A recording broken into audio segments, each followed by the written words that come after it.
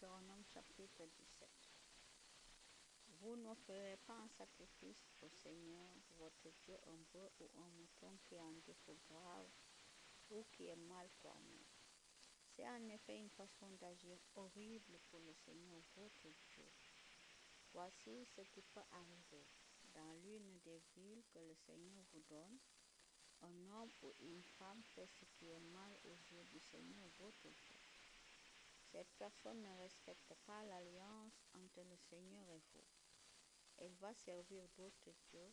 Elle se met à genoux devant eux. Elle adore même le soleil, la lune et toutes les étoiles qui sont là-haut. Le Seigneur ne vous a jamais commandé cela. Si vous entendez parler d'une chose pareille, vous interrogerez les gens de façon sérieuse.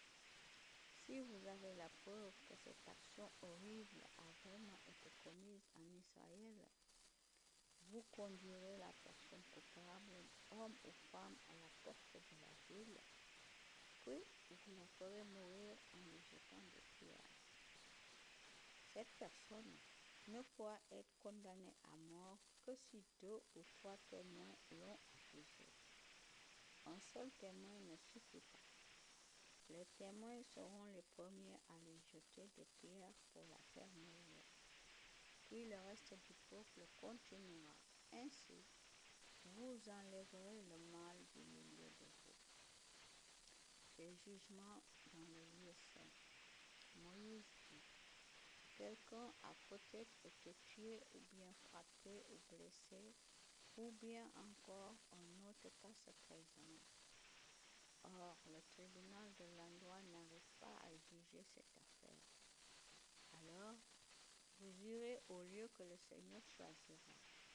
Vous irez consulter les prêtres lévites et le juge qui sera de service à ce moment-là. Ils vous montreront comment juger cette affaire. Vous tiendrez compte du jugement qu'ils vous feront connaître dans le lieu que le Seigneur choisira. Vous obéirez avec soin à tous les ordres. Vous tiendrez compte des ordres donnés et du jugement prononcé. Ne vous écartez jamais de ce qu'ils vous ont dit. Quelqu'un agira peut-être avec orgueil. Il n'écoutera pas le prêtre qui se tient là au service du Seigneur son Dieu, ni le juge. Eh bien, cette personne-là doit mourir. Ainsi, vous enlèverez le mal du milieu d'Israël. Tous les Israélites apprendront cela. Ils auront peur et personne n'osera plus agir avec autant d'orgueil. Au sujet du roi, Moïse dit, voici ce qui peut arriver. Vous serez entrés dans le pays que le Seigneur votre Dieu vous donnera. Vous en aurez pris possession et vous y habiterez. À ce moment-là, vous direz peut-être, nous voulons un roi pour nous diriger comme tous les pays qui nous entourent. Alors, vous prendrez comme roi l'homme que le Seigneur votre Dieu choisira lui-même. Ce sera un Israélite. Vous ne pourrez pas mettre à votre tête un étranger non résident qui n'est pas de votre peuple. Votre roi ne devra pas posséder beaucoup de chevaux.